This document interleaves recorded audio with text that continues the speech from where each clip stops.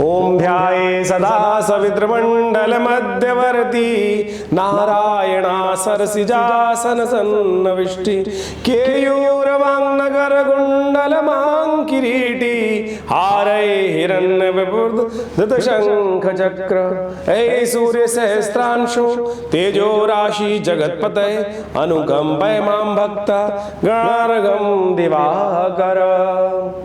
नमस्कार, स्वागत है आपका आचार्यवाणी में। मैं आचार्य डॉक्टर विक्रमादित्य आपके साथ हूं और आज का विषय हमारा है कि सिंह राशि वालों के लिए सूर्य का परिवर्तन का जो योग बन रहा है। सूर्य आपकी राशि में ही चल रहे थे, सूर्य परिवर्तन का योग बना रहे हैं 16 सितंबर से लेकर 17 अक्टूबर तक द्वितीय भाव में कन्या राशि में पदार्पित रहेंगे। वहाँ बैठेंगे, विचार करेंगे और यह आपके लिए बहुत सुंदर योग बनता दिखाई दे रहा है, क्योंकि वहाँ केतु पहले से विराजमान है, बुध वहाँ आ जाएंगे, चंद्रमा का साथ योग बना लेंगे, बृहस्पति से दृष्ट हो जाएंगे।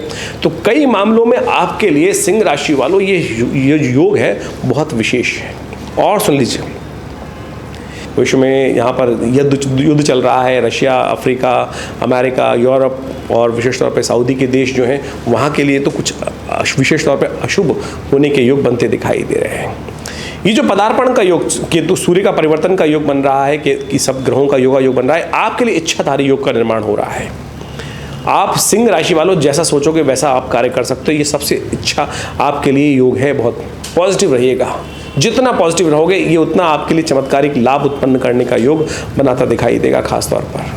और जितने नेगेटिव रहोगे उतना नेगेटिव प्रभाव उत्पन्न करता दिखाई दे रहा है। सब कुछ आपके मनो मस्तिष्क पर, विचार पर डिपेंड करता है। कोई उपाय करो चाहे ना करो, लेकिन अच्छी बात सोचने वाले, पॉजिटिव रहते हुए कार्य करने का यदि आप कार्य कर लोगे तो ये सूर्य का ये परिवर्तन आपके लिए सदमार्ग पर डालने वाला, आपके लिए विशेष तौर पर ज्ञान को उत्पन्न करने वाला, लाभ को उत्पन्न करने वाला, स्वतंत्र कार्य करने वाले तो आप हैं ही, आपकी किसी की दासत्ता में काम करने वाले हैं नहीं।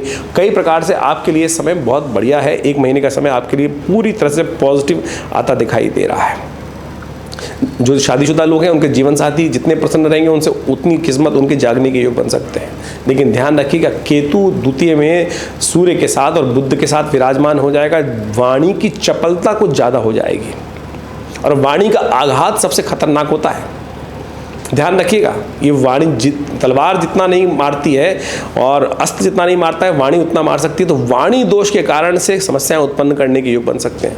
बहुत जल्दी चीज़ों को हाँ ना में ना फंसे, थोड़ा विचार करने के बाद ही चीज़ों को उत्तर देने की ज़रूरत है। सिंह राशि वालों के लिए सबसे पहले ये समझने की ज़रूरत है, बिल्कुल जल्दीबाजी ना करें। इन दौरान बहुत सारी चीज़ें जल्दीबाजी में होने के कारण से आपके बनते काम बिगड़ सकते हैं। इस बात का आपको ध्यान रखना चाहिए। 23 सितंबर से 10 अक्टूबर तक बुध भी वहाँ पहुँच जाएंगे और बुध का वहाँ स्वग्रही होकर उच्च के होकर केतु के साथ विराजमान होना, ये बहुत सुंदर योग है। लेकिन सूर्य ने अस्त कर दिया है, तो इसलिए बुध की थोड़ी शक्ति बढ़ाने की ज़रूरत है। कन्या पूजन सबसे श्रेष्ठ उपाय है, जितना कन्या पूजन। और इस दौरान देव योग से बड़ा सुंदर योग भी बन रहा है, श्राद्ध भी चल रहे हैं, तो कन्याओं का भोजन कराएं, जितना हो सकता है कन्या पूजन कर लें।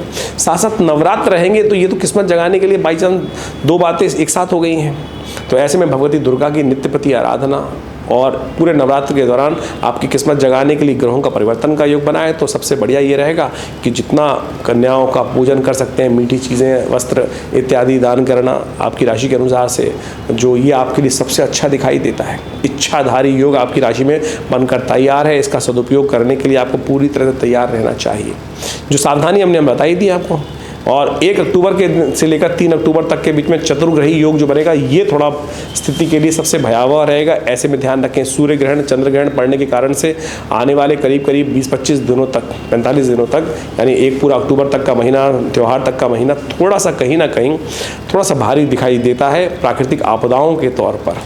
और विशेष तौर पर कुछ ना कुछ अशुभ होने के विश्व में योग बनते दिखाई देंगे। तो ऐसे में थोड़ा ध्यान रखते हुए कार्य करने की जरूरत है। कई उपद्रव संसार में आपको ऐसे में देखने को मिल सकते हैं, लेकिन आपके लिए, हमारी राशि के अनुसार से हम बात कर रहे हैं, तो उनके लिए कई प्रकार से अच्छा योग है। तो जो उपाय बताए हैं वो अवश्य करने का प्रयास करें। हमने भी नवरात्र में विशेष तौर पर विवेकानंद योगाश्रम में बड़ा विशाल यज्ञ रखा हुआ है, आप सब उसमें सम्मिलित हो सकते हैं और माँ भगवती दुर्गा की जो भगवती प्रतिष्ठित है आश्रम में, उनका दर्शन कर मनोकामना सिद्धि के योग बना सकते हैं। ग्रह नक्षत्रों का प्रभाव हर व्यक्ति के हर जीवन में अवश्य होता है। कण कण पर ग्रहों का प्रभाव होता है।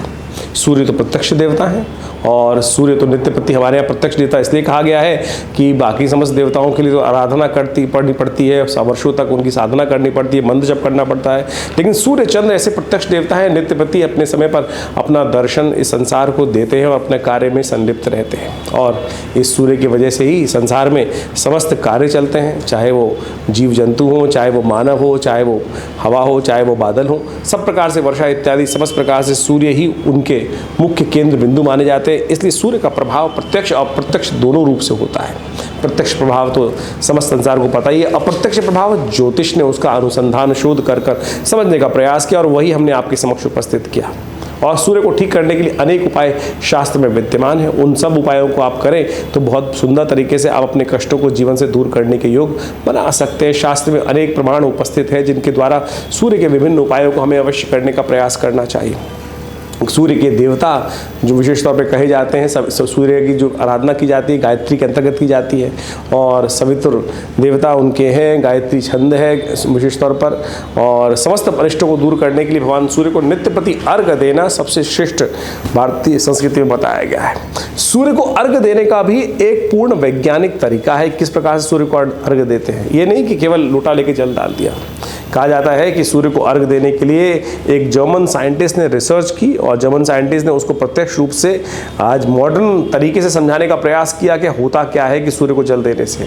हमारे प्राचीन पद्धति है सूर्य को जल देने की, जल में खड़े होकर, और आधा अंग जो है शरीर का मध्य भाग तक जल के अंदर रहना चाहिए, और फिर सूर्य को जल देते वक्त सूर्य का दर्शन करते हुए लोटे को अपने सिर से ऊपर ले जाने के बाद उस पानी को वहाँ सूर्य को उपस्थित किया जाता है। वैज्ञानिक दृष्टिकोण से उन साइंटिस्ट ने, जो जर्मन के साइंटिस्ट, उन्होंने ये उपस्थित किया कि जब शरीर पे जो किरणें उस जल से निकल कर आती हैं वो जीवनी तरंगों का, जीवनी शक्ति का आपके शरीर में जो उस पानी से छन कर आपके शरीर में आ रही हैं, तो वो विशेष तौर पर बहुत ही प्रभावी होती हैं और जीवनी शक्ति को प्रदान करती हैं।